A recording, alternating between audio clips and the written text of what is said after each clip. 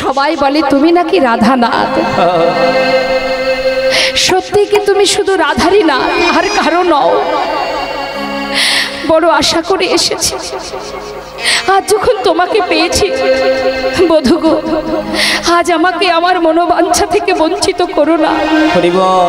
আজ আমি তোমায় নিজে হাতে সেবা দিতে চাই। বাবা, ভক্তের কাছে যদি ভক্তি থাকে ভগবান তো বাধা পড়তে বাধ্য। ভক্ত যদি ভক্তি ভরে ভালোবাসে, সে যেমনই ভালোবাসুক, সে বিপরীত সেবা দিলেও ভগবান তাতেই সন্তুষ্ট, যদি ভক্তি থাকে। বিশ্ব ব্রহ্মাণ্ডকে নিয়ে খেলা করছেন আমার গোবিন্দ, তারই একটি সুন্দর লীলা আমরা ছোট্ট করে আস্বাদন করছি। বৃন্দাবনে সখাগণকে সাথে করে নিয়ে যখন খেলা খেলছে, বেলি অবসান কালে সবাইকে নিয়ে ঘরে ফেরার সময় চন্দ্রশালিকায় বসে আছে প্রেমময় রাধারানী সখী বেষ্টিত হয়ে। ওমা, রাধারানীর ঘর কোথায়? বৃন্দাবনে কোথায় ঘর রাধারানীর? শ্বশুর বাড়িটা কোথায়? যা বটে, চন্দ্রশালিকায় বসে আছে, বধূ কখন ফিরবে দেখবে বলে। হরি বল। শ্রীমতী রাধারানী অপেক্ষা করছে, আর এদিকে গোবিন্দ আমার সবাইকে নিয়ে ফেরার কালে রাধারানীর সঙ্গে নয়নে নয়নে দেখা হলো। সঙ্গে আছে বলাই দাদা, তাই মুখে কিছু না বলে ইশারা করে ইঙ্গিত করে চলে গেল।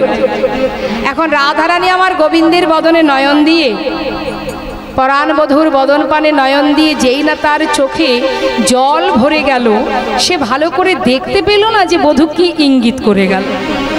সখীদেরকে ডেকেছে, ললিতা, এই বিশাখা, সখী বল না রে আমার বধূ কি বলে গেল, আমি তো কিছু বুঝতে পারলাম না। সখীরা বলছে, সে কি রে, তুই না হরিদাসী, তুই না কৃষ্ণদাসী, তুই বুঝলি না তোর বধূ কি বলে গেল? না রে সখী, একটিবার বল না আমার বধূ কি বলে গেল, আমি কিছুই বুঝতে পারিনি। আরে দুটি চোখ যে জলে ভরে গেল আমার, তোরা তো মরম সখী, বল না রে। সখীরা বলে উঠলেন, তবে শোন, তোর বধূ তোকে ইঙ্গিত করে বোঝালো রাধে, মুখে কিছু বলতে পারেনি, তাই কেশ স্পর্শ করে গেল, বুঝিয়ে গেল যে রায় কেশ নামক স্থান, অর্থাৎ তুমি কুঞ্জ সাজাও। কোন কুঞ্জ? কেশ নামক জায়গা দুটো, একটা কেশি ঘাট আর একটা হলো কেশর কুঞ্জ। হ্যাঁ, তা তুমি কেশি ঘাটে বধূর সঙ্গে অনেকবার দেখা করেছো, তাই তুমি দেরি না করে কেশর কুঞ্জ সাজাও। আর ওই যে 10টি অঙ্গুলি দেখালো, ইহাতে বোঝা গেল তোমার প্রাণনাথ তোমার কুঞ্জে নিশি 10 দণ্ডে আসবেন। তাই গৌর হরি। এই কথা শুনে প্রেমময়ী রাধারানী সখীদের বললেন, সখীরে তাহলে যাব কি করে? বাদিনী ঘরে আছে, কি করে যাব? সবাইকে ঘুম পড়িয়ে দিয়ে রাধারানী আমার বধূ সেবা দেবে বলে মনের আনন্দে বিলম্ব না করে সখী বেষ্টিত হয়ে যাত্রা করলেন। সুন্দরভাবে বন থেকে কুসুম চয়ন করছে বাবা, কুসুম চয়ন করছে, ফুল তুলছে কুঞ্জ সাজাবে বলে। সুন্দর করে কুসুম চয়ন করে এবার রাধারানী আমার সখী বেষ্টিত হয়ে কুঞ্জ সাজাচ্ছে। বৈষ্ণব মহাজন বললেন, দেখো দেখো, আহা ফুলে রয়াছে ফুলের প্রাচীর,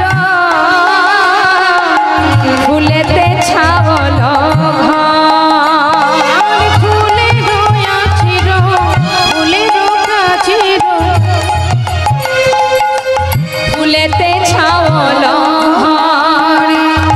আবার ফুলের রয়ালিশ কারণ বালিশ, প্রতি ফুলে ফুলে ফুলের বালিশ,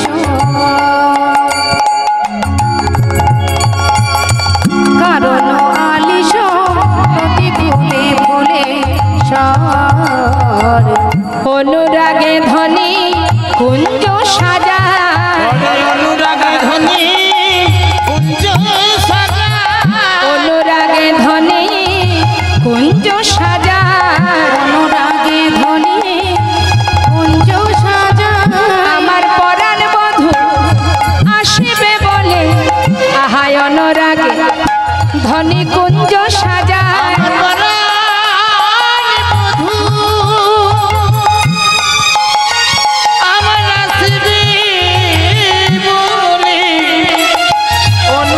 ধনী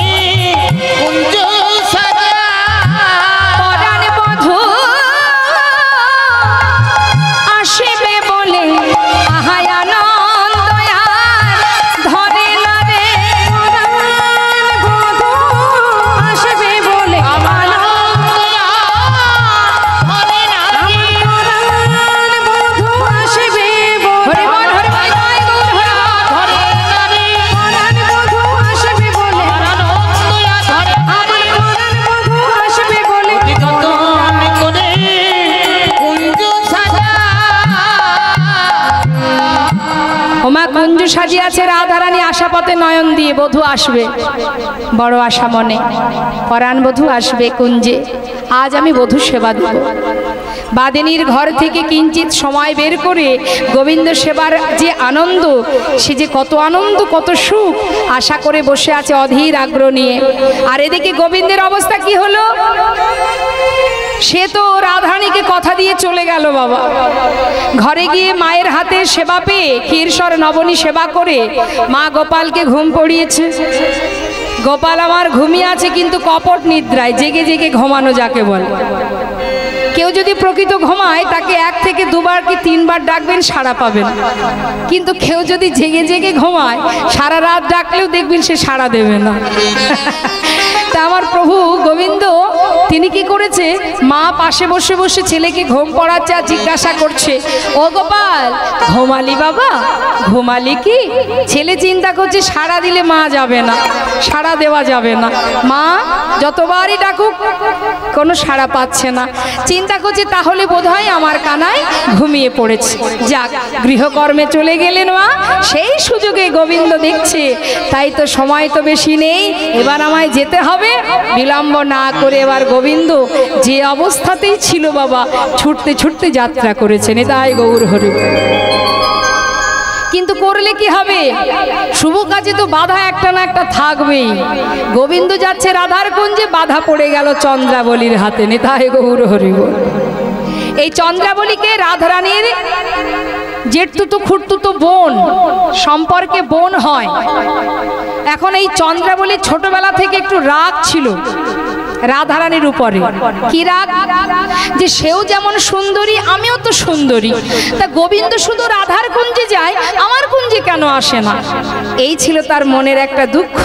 এবং মনে মনে ভেবে রেখেছে যদি কোনোদিন আমি গোবিন্দকে আমার কুঞ্জে পাই তাকে আমি এমনভাবে ভালোবাসবো সেই দিন থেকে রাধাকে ভুলে যাব। এবং সেই সুযোগেই আছে মা, প্রতি পদে পদে রাধারানীকে কষ্ট দিত। একটা প্রমাণ আপনাদের বলি শুনুন। শ্রীমতী রাধারানী তো বাদিনীর ঘরে থাকে মা, তা রাধারানী নিজে হাতে মালা গেঁথে কোনোদিন নিজে হাতে গোবিন্দকে পরাতে পারতেন না। কেন পারতেন না? বাদিনীর ঘর থেকে বাইরে বেরোতে পারতো না। তাই কখনো বৃন্দা সখী কখনো ললিতা সখী তাদের হাতে দিয়ে বলতো, যা সখী আমার এই গাঁথা মালা বধূর গলায় পরিয়ে দিয়ে আয়, হরিব। এখন একদিন কি হয়েছে মা, বৃন্দা সখী মালা হাতে করে নিয়ে গেছে বনের মধ্যে। বনে গিয়ে মালাটা হাতে করে নিয়ে দেখছে যে কানাই বলাই সকলে একসাথে খেলা করছে। চিন্তা করছে দাদা আছেন সাথে, দাদার সামনে রাধার গাঁথা মালাটা আমি পরাবো কি করে, তাই না? কি করে পরাবো, দাদা যেহেতু আছে সাথে।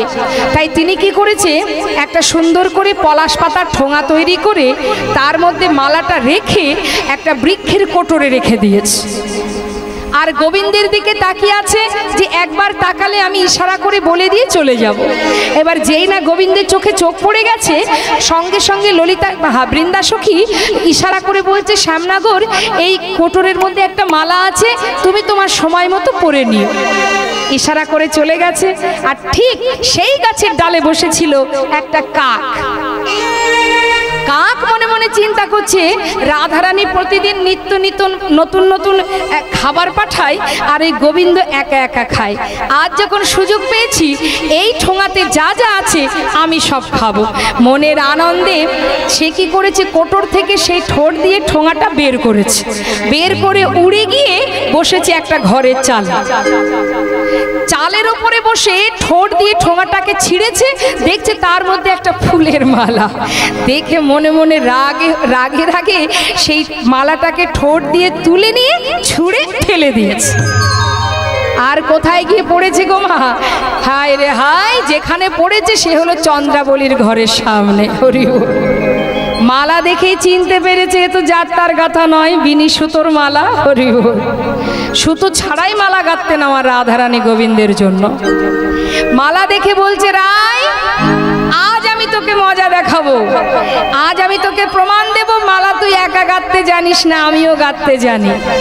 এই বলে মালাটা গলায় পরে একেবারে যমুনার ঘাটে গিয়ে দাঁড়িয়ে আছে। জানে রাধারানী জল নিতে আসবে, যেই না রাধারানী সখী বেষ্টিত হয়ে যমুনার ঘাটে এসেছে, আসা মাত্রই চন্দ্রার গলায় তার গাথা মালাটা দেখে সখীদের বলছে, দেখেছিস সখী কত কষ্ট করে বাদিনীকে আড়াল করে আমি আমার পরাণ বধূর জন্য মালা গাঁথি।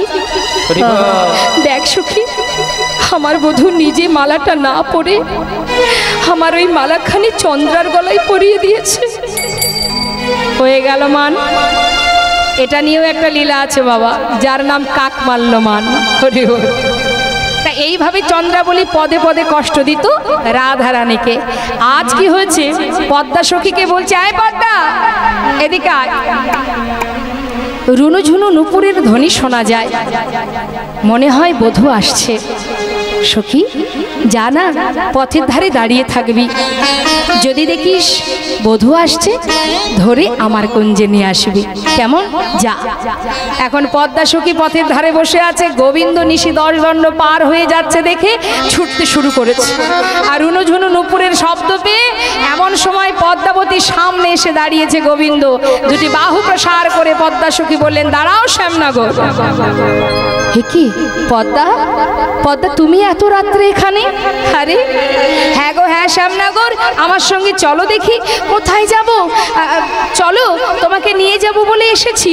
দেখো পদ্মা, আজ আমি তোমায় বলছি, শোনো, আজ আমাকে যেতেই হবে। আজকে রাতটা ছেড়ে দাও, আমি কাল এসে তোমার মনোবাঞ্ছা পূর্ণ করব। আরে আমি কি আমার প্রয়োজনে এসেছি নাকি? যার প্রয়োজনে এসেছি, যা বলার তুমি তাকে বলো। চলো দেখি। এই বলে হাত ধরে নিয়ে চললেন চন্দ্রাবলীর কুঞ্জে। তাই গৌর হরিব।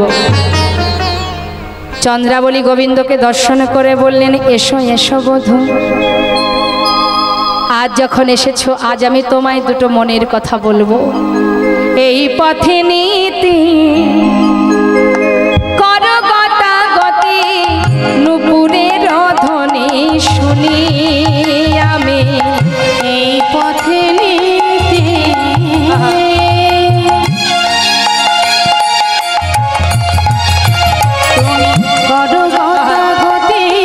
নুপুরের ধ্বনি শুনি। ও বধূ রাধা সনে বাস, আমাকে নৈরাস, আমি বঞ্চি একা কিনি। রাধা সনে বাস,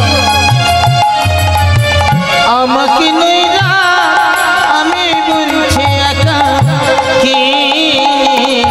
আমার মনোবাসনা তুমি পূরণ করো, আমার মনোবাসনা তুমি পূরণ করো। বড় আশা নিয়ে আমি আছি বসে, মনোবাসনা পূরণ করো। বড় আশা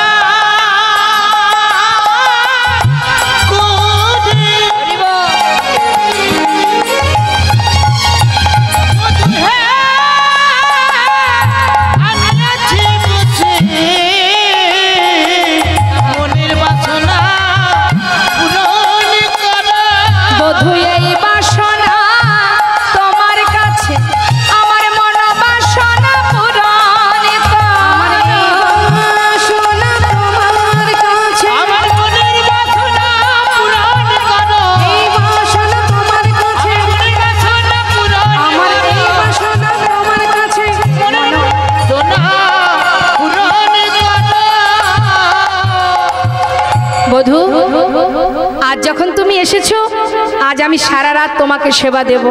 গোবিন্দ বলছে, চন্দ্রা তুমি আজকে রাতটা ছেড়ে দাও, আমি কাল এসে তোমার বাঞ্ছা পূর্ণ করব। বধূ এ তুমি কি বলছো? কোনো কাঙাল কাঙালিনী পথের মাঝে চলতে গিয়ে যদি কোনো মূল্যবান ধন সম্পদ পায়, সে কি ফেলে রেখে চলে যায়? আজ যখন তোমায় পেয়েছি, আমি তোমায় ছাড়বো কি করে? তুমি যেতে চাও তাই না? এখন চন্দ্রাবলী সে তো গোবিন্দ সেবা জানে না, তথাপিও ভগবান তার ভালোবাসায় বাধা পড়ে গেছে। কিচ্ছু করার নেই, বাঞ্ছা কল্পতরু ভক্তের কাছে বাধা পড়ে সারা রাত চন্দ্রার হাতে সেবা নিচ্ছে। আর এদিকে যিনি কুঞ্জে বসে আছে পথে নয়ন দিয়ে, তার অবস্থা কি? সখী ললিতা, তুই যে বললি আমার বধূ আসবে, কই নিশি 10 দণ্ড পার হয়ে প্রভাত হতে চলল, সে তো এলো না সখী। কিরে, তাহলে আজ ওই বাদিনীকে আড়াল করে আমার বধূ সেবা দেব বলে সারা রাত পথ চেয়ে বসে রইলাম, কেন আজ আমি আমার বধূ সেবা থেকে বঞ্চিত হলাম সখী? সে তো এলো না সখী, সে তো এলো না। যার জন্য এই কুঞ্জ সাজানো, সে যদি আমার কুঞ্জে নাই আসবে, কার জন্য সাজিয়েছি কুঞ্জ? সখী রে, আমি আর কিচ্ছু চাই না। সর্বস্ব ছিঁড়ে ছুটে নিয়ে ছুটতে ছুটতে যাচ্ছে যমুনায় বিসর্জন করবে বলে। যখন বিসর্জন করতে যাচ্ছে মা, ডাকছে গোবিন্দকে আর বলছে, বধূ গো, কোন অপরাধীর সাজা পেলাম? কেন তোমার ভালোবাসা, তোমার সেবা থেকে আমি বঞ্চিত হলাম? কেন আমি তোমায় সেবা দিতে পারলাম না?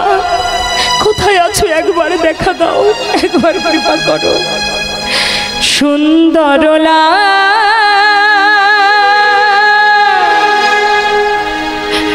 যশোদা দুলা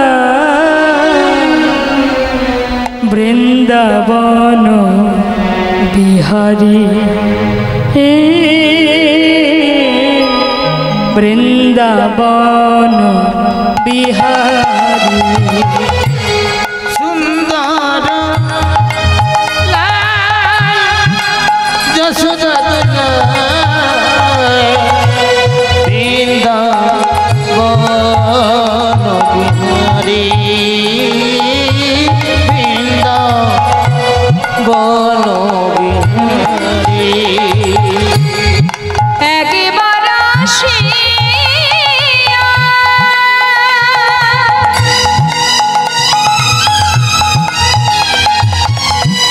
দেখা দাও হরি, তুমি একবার আসিয়া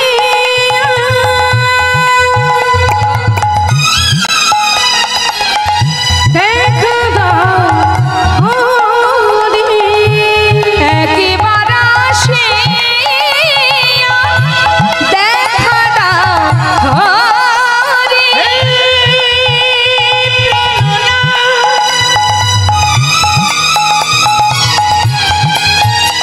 তুমি একবার দেখা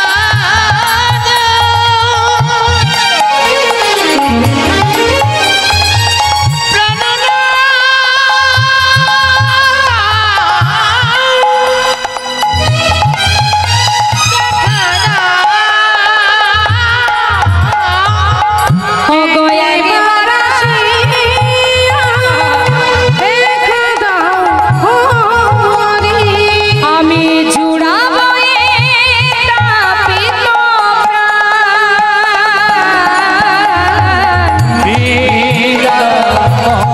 নিতাই গৌর হরি বল, হরি বল।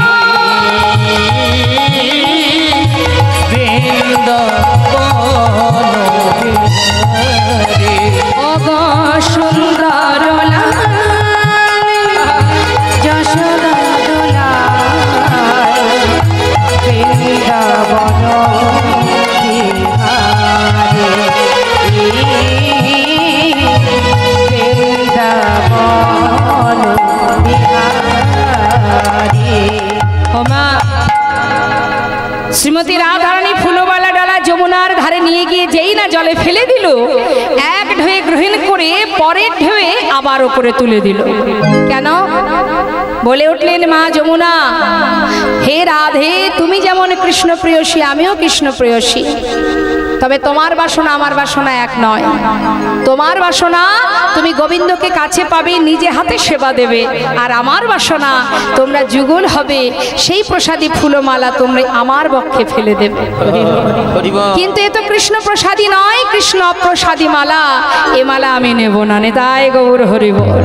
তার মানে একটা কথা আমাদের জানতে হবে মা, ভগবান যেটা গ্রহণ করেন না, ভক্ত সেটা গ্রহণ করেন না। নেব না, এটা কৃষ্ণ প্রসাদী নয়। আবার ঢেউয়ের ছলে তুলে দিল। শ্রীমতী রাধারানী সখীবেষ্টিত হয়ে এক পা দুপা করে আবার কুঞ্জে এসে রইল। এদিকে কি হলো, চন্দ্রাবলী সারা রাত ধরে গোবিন্দকে সেবা দিতে দিতে নিশি প্রভাত হতে চলল। হঠাৎ গোবিন্দ দেখছে কি চন্দ্রাবলী পাশে ঘুমিয়ে পড়েছে। চিন্তা করছে এই আমার সুযোগ, এই সুযোগে আমাকে যেতে হবে। দেরি না করে চন্দ্রাকে ফেলে ছুটতে ছুটতে যাচ্ছে রাধার কুঞ্জে। তখন ভোর হয়ে গেছে মা। যেই না দূর থেকে দেখেছে রাধারানী, সখীদের বলছে সখী নীলবসন পরিধানে মনে হয় দাদা আসছে। এই সখী যদি দাদা আসেন ওনাকে আসন পেতে বসতে দিস কেমন। এই বলে রাধারানী ঘোমটাটা দিয়ে বদন ঢেকেছে মা। আর এদিকে সখীরা কি করেছে, রাধারানীকে ঘোমটা দিয়ে বদন ঢেকে থাকতে দেখে তাড়াতাড়ি করে গোবিন্দের কাছে গিয়ে দাঁড়িয়েছে। গিয়ে দেখছে কি কোথায় আর দাদা, নীলবসন পরিধানে গোবিন্দ। তাই না দেখে সখীরা বললেন এই যে এখন কেন, চলে যাও তুমি, যাও যাও যাও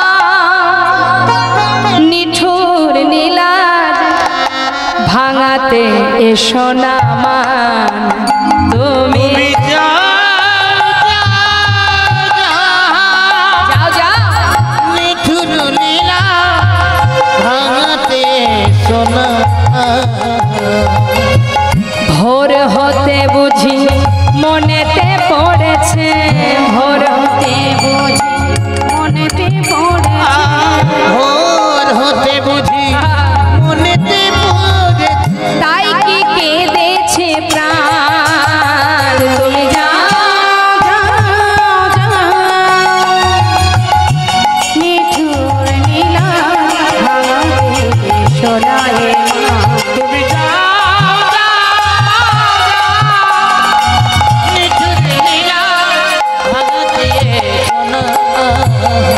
তুমি এমন নীলাজি বলে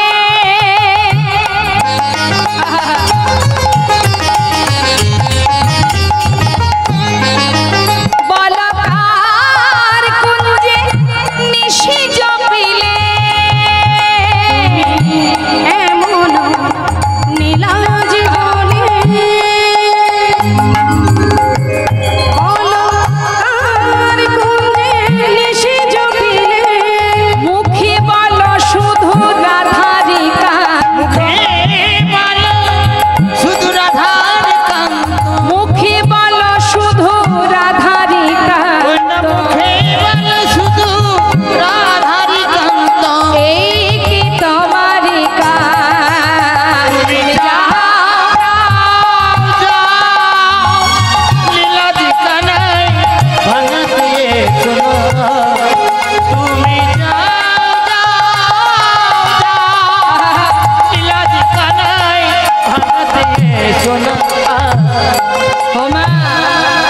সখীগণ বলছে চলে যাও, শুধু মুখে বলো তুমি নাকি রাধার নাথ রাধার নাথ, কিন্তু কাজ তো তুমি ভালো করনি।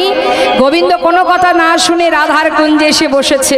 আর যেই না বসেছে আর সখীরা তাড়াতাড়ি করে কি করবে, আসন পেতে বসতে দিয়েছে।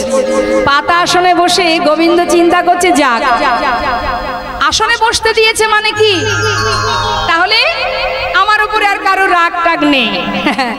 এদিকে শ্রীমতী রাধারানী আমার বলাই দাদা ভেবে ঘোমটার আড়াল থেকে দাদাকে আগে প্রণাম জানিয়ে, প্রণাম করে ঘোমটার আড়াল থেকে বলছে দাদা মা রোহিণী মা কেমন আছেন, মায়ের কুশল বলুন দাদা, ভালো আছেন তো মা। যেই না বলেছে গোবিন্দ বলছে ও তাই বলি, আসন পেতে বসতে দেওয়া কেন, ভেবেছিলাম আমার প্রতি বোধহয় কারোর রাগ নেই, এখন বুঝতে পারছি ঘটা করে আসন পেতে বসতে দেওয়া কেন, আমায় চিনতে পারোনি। আরে আমি বলরাম নই, বলরাম নই, রাম অনুজ রামের ছোট ভাই। যেই না বলেছে শ্রীমতী রাধারানী আপাদমস্তক ঘোমটাটি তুলে একবার দর্শন করলেন, করা মাত্রই আবার বদন ঢেকে বসলেন। ওরাই বিনোদিনী মানে হইল মহা বিনোদিনী বিনোদিনী মানে হইল তা দেখিয়া কুল নাগর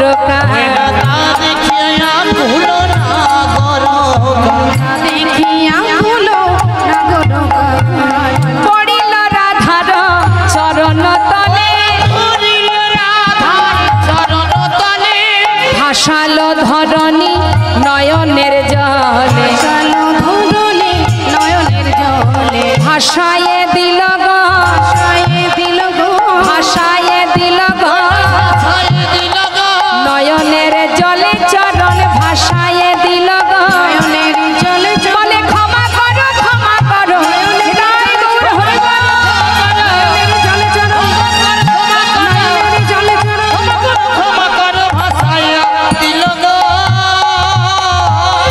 হরি হরি বল হরি বল।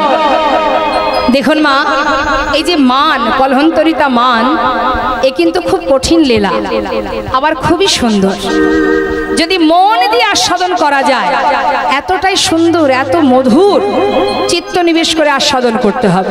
প্রত্যেকটি কথার মধ্যে মন দিতে হবে, প্রত্যেকটি ভাষাতে মন ডুবিয়ে দিতে হবে, তবেই ভালো লাগবে, না হলে ভালো লাগবে না। সম্পূর্ণটাই পদ পদাবলীর বিষয়, একটু ধীর স্থিরভাবে আস্বাদন করতে হবে। মন দিয়ে আস্বাদন করুন। কি বলছে? হরে কৃষ্ণ। ওই দেখুন, ওই দিকে তাকিয়ে আছে, মনে হচ্ছে কোনো আপনজন চলে গেছে। কেউ কে হারিয়ে গেল, হারিয়ে গেছে। হায় হায় হায় হায় হায়, মাথা নাড়া দিয়ে বলছে হ্যাঁ। কে হারালো? আপনজন চলে গেল। তাহলে কি আর আপনি যেতে পারবেন না? তাই তো, পারবেন না। আচ্ছা, আমার সঙ্গে নিয়ে যাব আপনাকে, চিন্তা করতে হবে না। নিতাই গৌর হরি বল। কে আপন মা, কে আপন? আপনি যার কথা এখানে বসে শ্রবণ করছেন, সেই তো আপনাকে পথ দেখাবে, ঠিক নিয়ে যাবে আপনি যেখানে যেতে চান। শান্ত হয়ে বসুন, কোনো দিকে দেখতে হবে না, যাক চলে। কেউ আমরা একসাথে আসিনি, আর কেউ একসাথে যাবও না। হ্যাঁ, সবাই একা একা যেতে হবে। গোবিন্দ যদি সহায় থাকে, যদি ভগবান কাছে থাকে, আর কে বা থাকবে আমাদের? দরকার কার? কারোরই দরকার নেই। শান্ত হয়ে বসুন। তা বাবা, চরণটা জড়িয়ে ধরে এবার আমার রাধারানী চরণ ধরে গোবিন্দ কাজ। কেন অপরাধ করেছে যে? চরণ ধরে কাজ। ক্ষমা করো রাধে। কি করব বলো? আমি যে বাধা পড়ে গেছি। ভক্ত যদি ডাকে, আমার কি সাধ্য আছে সেখান থেকে সরে আসা? কেউ না বুঝুক রাধে, তুমি তো বোঝো আমি যে বাধা পড়ে গেছি রাধে। আচ্ছা, কেউ যদি অপরাধ করে, তার তো সাজা হয়। তুমি যে সাজা দেবে আমি মাথা পেতে নেব, কিন্তু তথাপিও তুমি ক্ষমা করো রাধে, ক্ষমা করো, ক্ষমা করো ও গো রাধে।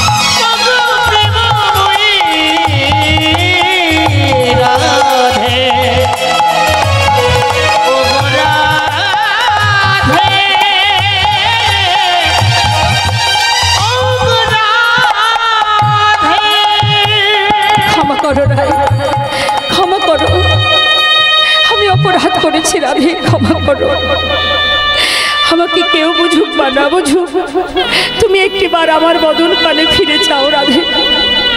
ক্ষমা হচ্ছে না বাবা। তবে কি এটাই আমরা ভাববো মা যে গোবিন্দ চন্দ্রার কুঞ্জে গিয়েছিল বলেই রাধারানী ক্ষমা করছেন না? না, এটাই কিন্তু প্রকৃত কারণ নয়। আজ আমার রাধারানী বদনটা ঢেকে কেন বসে আছেন? শ্রীমতী রাধারানী গোবিন্দের এহন সুন্দর কমল হতেও সুকমল অঙ্গে ক্ষত বিক্ষতের চিহ্ন দেখে রাধারানী আর দেখতে পারছে না। মনে মনে চিন্তা করছে, বধূ এতদিন ভেবেছিলাম আমি বুঝি তোমায় বেশি ভালোবাসি,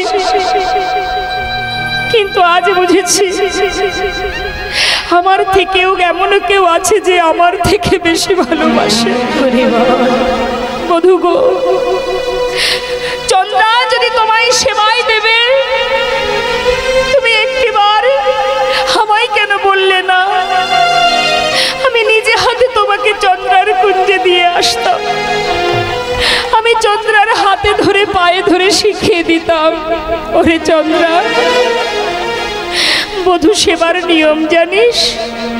আমি ওকে শিখিয়ে দিতাম কেমন করে সেবা দিতে হয়। তুমি কেন বললে না বধূ? আমি তোমায় নিজে পৌঁছে দিতাম। চন্দ্র কেন আমায় বলল না? আমি ওকে হাতে ধরে পায়ে ধরে শিখিয়ে দিতাম। যে অঙ্গে চন্দন দিতে আমার হাত দুটি থরহরি কাঁপে, সেই অঙ্গে ক্ষত বিক্ষতের চিহ্ন আমি কেমন সইব বধূ? আর একটি বারও তোমার অঙ্গ পানে চাইতে পারছি না।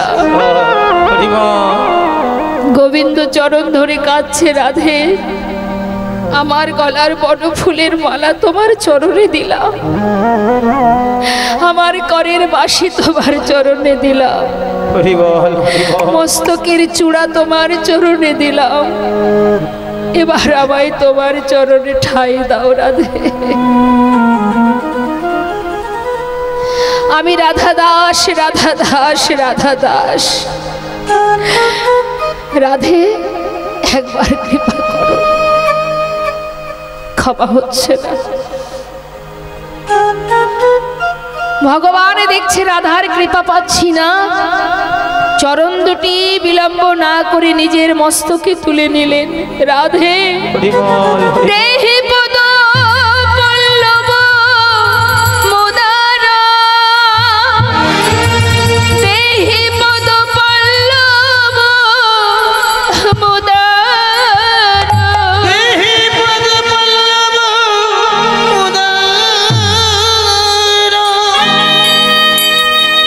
চরণ দুটি মস্তকে নিয়ে বলে রাধে ঠাই দাও, রাধে ঠাই দাও।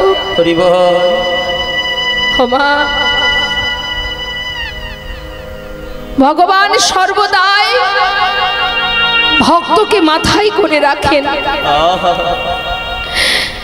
তিনি বলেন, আমা হতে আমার নাম বড়, নাম হতে আমার ভক্ত বড়। আমি ভক্ত চরণে এক যুগে নয় যুগে যুগে দাস হয়ে থাকি। কবি জয়দেব যিনি গীত গোবিন্দ লিখেছিল বাবা, মায়েরা জানেন জয়দেব মেলায় অনেকেই গেছেন হয়তো। বীরভূম জেলা কেন্দ্রবিল্ল গ্রাম, যেখানে কবি জয়দেব অনেক বড় গীত গোবিন্দ লিখেছিল, কিন্তু এই বাকি শ্লোকটা, শেষ শ্লোকটা তিনি লিখতে পারছেন না। তথাপিও তার কলমে বারবার এটাই আসছে, কিন্তু তবুও লিখতে পারছে না। কি করে লিখবো আমি, যে কিনা অনন্ত কোটি বিশ্ব ব্রহ্মাণ্ডের মালিক, তার মাথায় রাধারানীর চরণ, আমি কি করে লিখবো? কিন্তু বাবা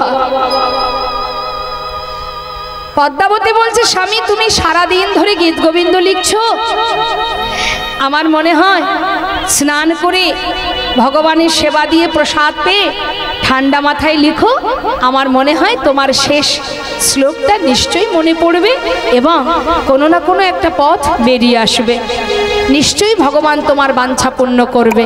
যাও। পদ্মাবতীর কথা মতো কবি জয়দেব মস্তকে তৈল দিয়ে অজয় নদীতে স্নান করতে যাচ্ছে বাবা, আর যেতে পথে গোবিন্দকে স্মরণ করছে। হে গোবিন্দ, হে বাঞ্ছা কল্পতরু, বড় আশা করি গীত গোবিন্দ লিখেছি, কিন্তু এটুকু পারছি না দয়াময়। আমি কি করে লিখব? বৈষ্ণব সমাজে আমি যে অপরাধ করে ফেলবো আমি বুঝতে পারছি না, আমি কি করব? তুমি কৃপা করো প্রভু। বলতে বলতে যাচ্ছে বাবা, আর কৃপাময় করুণাময় জয়দেবের রূপ ধারণ করে তিনি এবার এক পা দু পা করে ঘরে ফিরছে, পদ্মাবতীর ঘরে। পদ্মাবতীর ঘরে এসে ডাকছে, পদ্মা। কে? আমি গো, তোমার স্বামী। দরজা খোলো। যেই না দরজা খুলেছে বাবা, দরজা খুলে বলছে, স্বামী তুমি স্নান করে এলে না যে?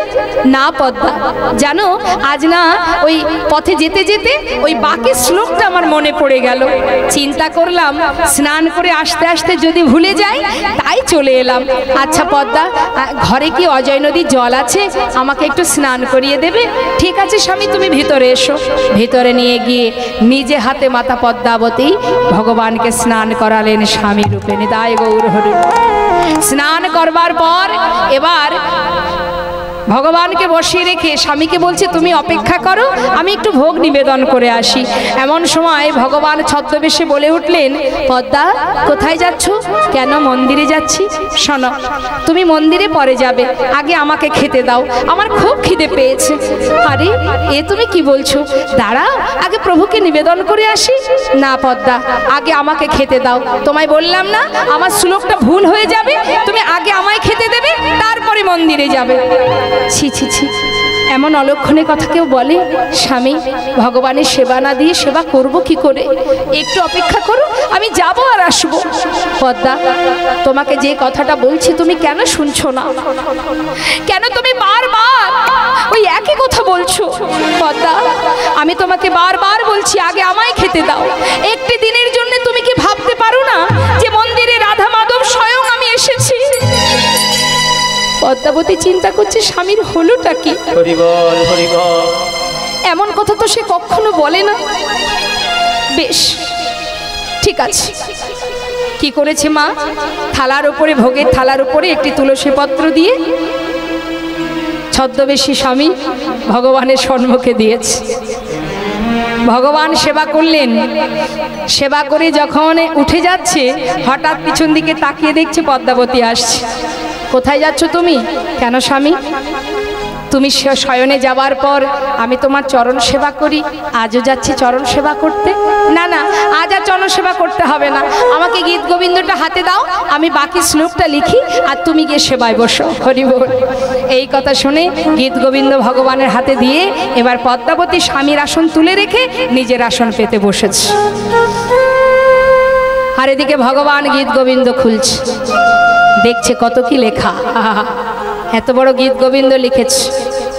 আহা, বদশী যদি কিঞ্চিদপি দন্ত রুচি কৌমদী হরতি দরতি তিমির মতি ঘর স্ফুরোদ্ধর শিদবে তব বদন চন্দ্রিমা লোচয়তি লোচন চকর।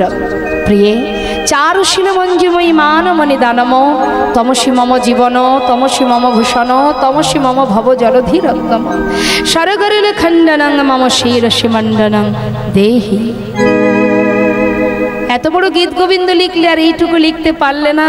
জয়দেব, আমি যে যুগে যুগে ভক্ত চরণের দাস, তুমি যখন লিখতে পারলে না আমিই লিখে দিলাম। ভগবান সুন্দর করে নিজে হাতে লিখে দিয়ে আবার তিনি চলে গেলেন। এদিকে প্রকৃত জয়দেব স্নান করে ফিরছে আর পদ্মাবতী সবে মুখে প্রসাদ দেবে, হঠাৎ ডাকছে, পদ্মা। কে?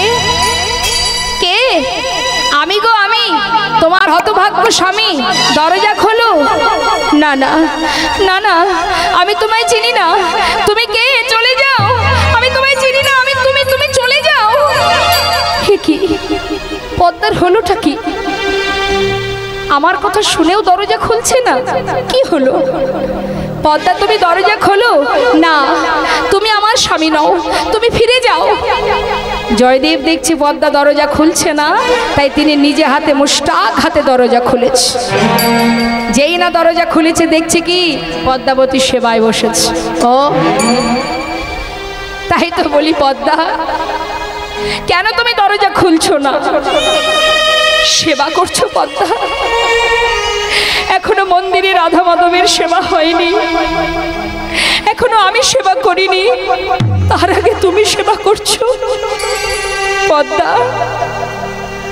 সেই জন্যই তো আমি গীত গোবিন্দ পূর্ণ করতে পারছি না। পদ্মাবতী বলছে, স্বামী তুমি এমন কথা বলো না। দেখো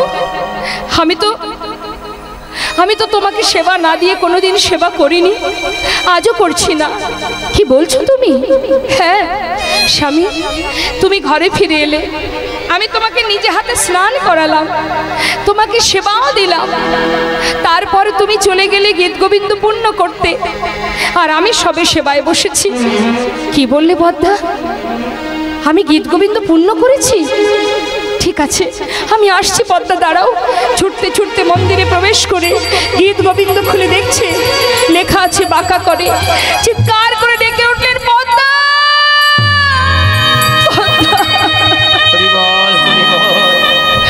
আমায় তুমি ক্ষমা করে দাও পদ্মা, আমি ভুল বলেছি তোমায়। দেখে যাও পদ্মা, দেখে যাও, দেখো বাঁকা করে বাঁকা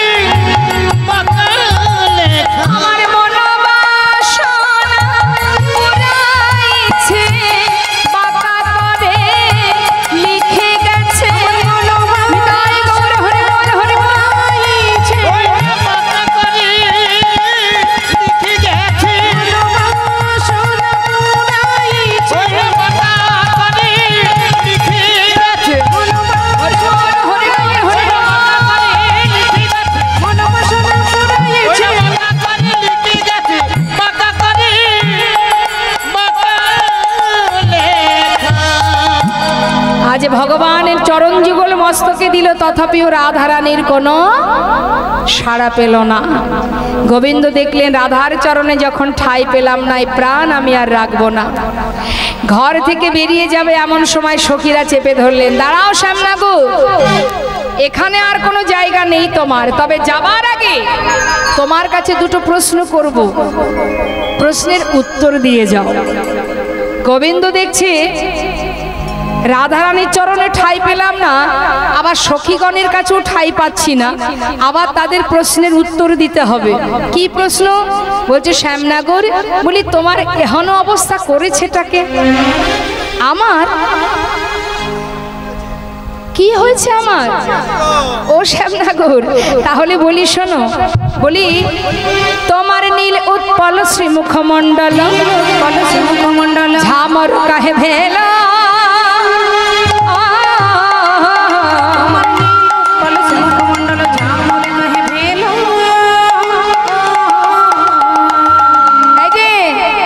নীল উৎপল শ্রীমুখমণ্ডল। ওমা, উৎপল মানে কি? পদ্ম। তা তোমার বদনটা পদ্ম ফুলের মতো, নীল পদ্মের মতো। তা নীল পদ্মের মতো বদনটা ঝামরের মতো হলো কি করে? উত্তর দাও। গোবিন্দ বলছে, আমার কি জানো তো?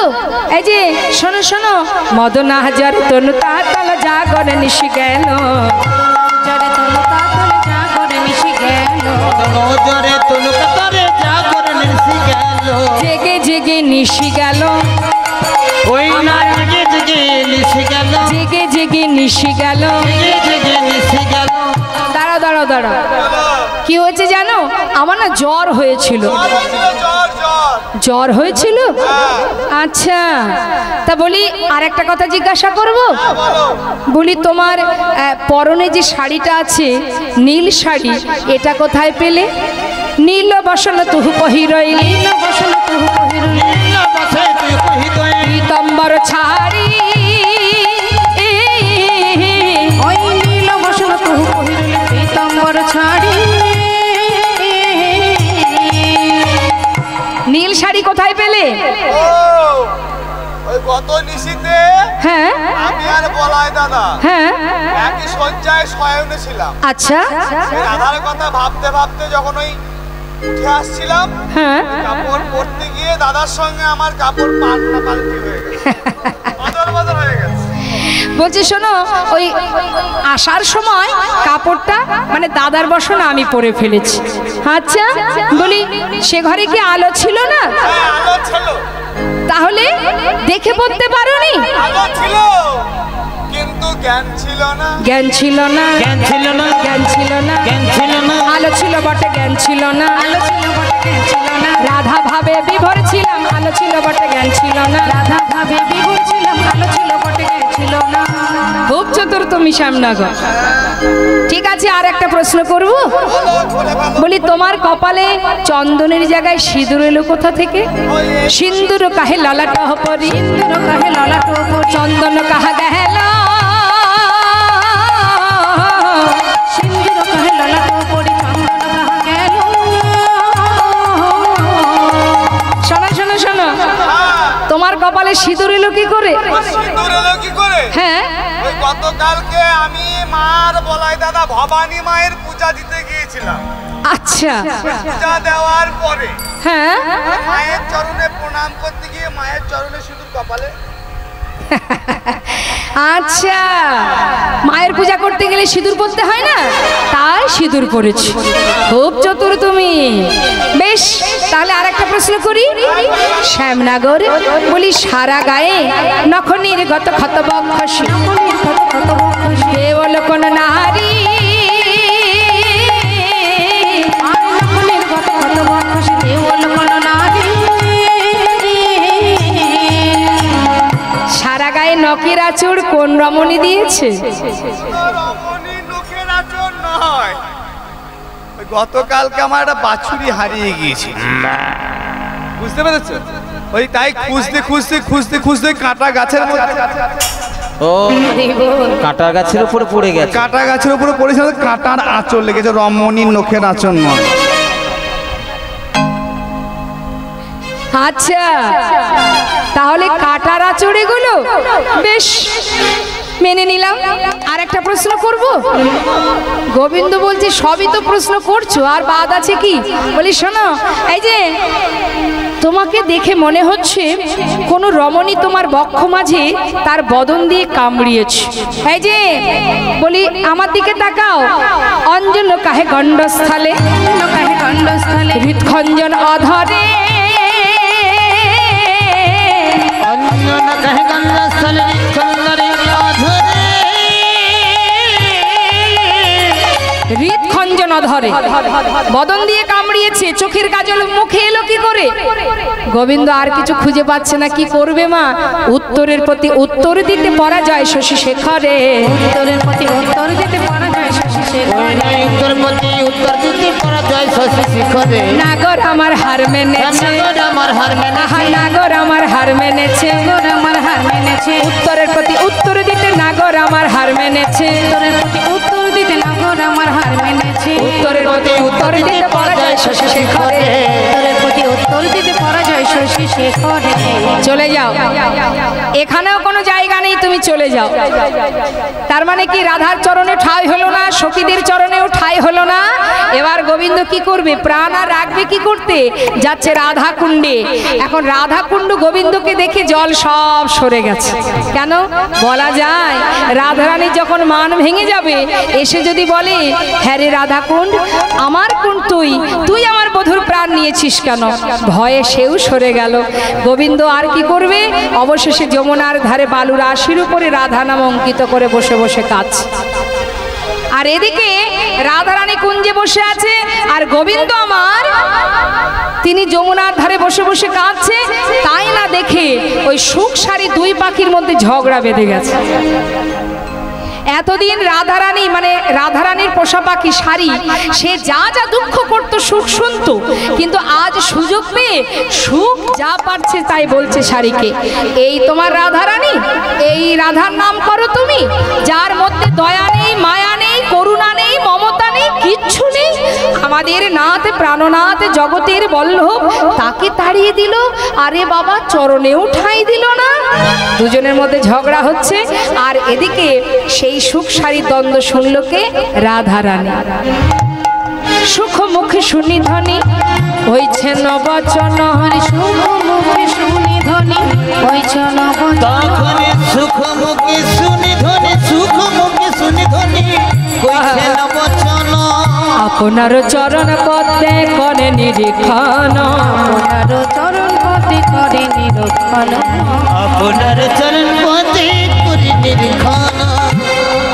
শ্রীমতী রাধারানী সুখ আর শাড়ির দ্বন্দ্ব শুনে হঠাৎ সে যে বদনটা ঢেকে বসেছিল বাবা, কখন যে চলে গেছে গোবিন্দ রাধা জানে না। তাই রাধারানী কি করেছে, তাড়াতাড়ি করে নিজের চরণ পানে চেয়ে কি দেখছে, চরণেতে কৃষ্ণ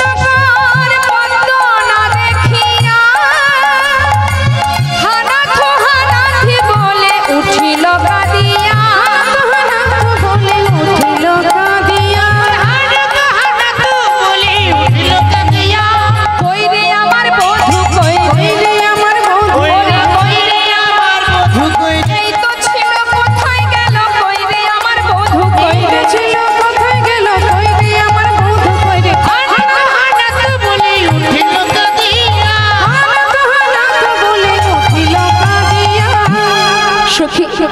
এই ললিতা, হ্যারে বিশাখা, আমার বধূ তো এখানেই ছিল, বল না কোথায় গেল সে?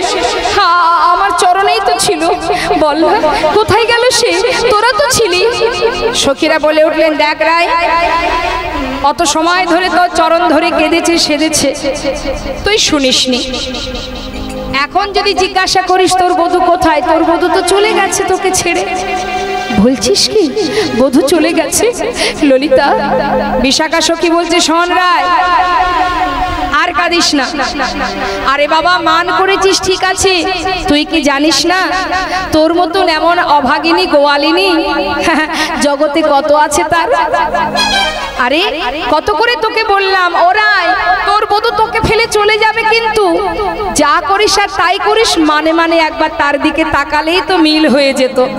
শুনিসনি, যখন তোর বধূ তোর চরণ ধরে কাঁদছিল, আমরা তোর পাশে গিয়ে পাছে বধূ বুঝতে না পারে সেই দিকে লক্ষ্য রেখে তোকে ইশারায় বলেছিলাম, রাধে মানে মানে মানে মানে মানে মানে রাধে মানে মানে পদে পদে, যে দেখতো চরণ পানে মানে মানে পানে পানে, যে দেখতো পানে মানে মানে পানে পানে।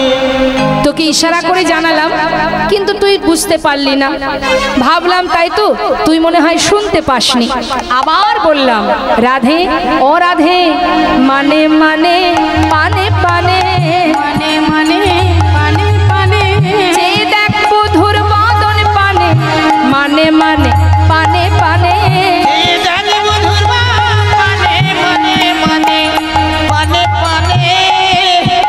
একবার যদি তার বদন পানে নয়ন পানে নয়ন রাখতিস, আজ আর তোকে হারাতে হতো না।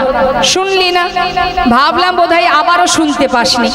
আবার বললাম, ও রাধে রাধে মানে মানে পানে রাধে মনে মনে পানে পানে, বসগা বধুর বামে পানে মানে মানে পানে পানে, বসগা বধূ বামে পানে মানে মানে পানে পানে। একবার নয় তিনবার ইশারা করেছিলাম। একবার যদি মানে মানে বধুর বাম পাশে গিয়ে বসতিস, তাহলে কি বধূ তোকে ছেড়ে চলে যেত? হ্যাঁ, এখন কাঁদছিস কেন? মান করেছিস তো বেশ করেছিস, মান করে কাঁদছিস কেন? বলি শোন রাধে, একটা কথা বলি, নারী জাতির মান হচ্ছে সর্বস্ব ধন। মান কয়লি তো কয়লি, মান কয়লি তো কয়লি, মানে করেছিস তো করেছিস। কলহে কাহে কার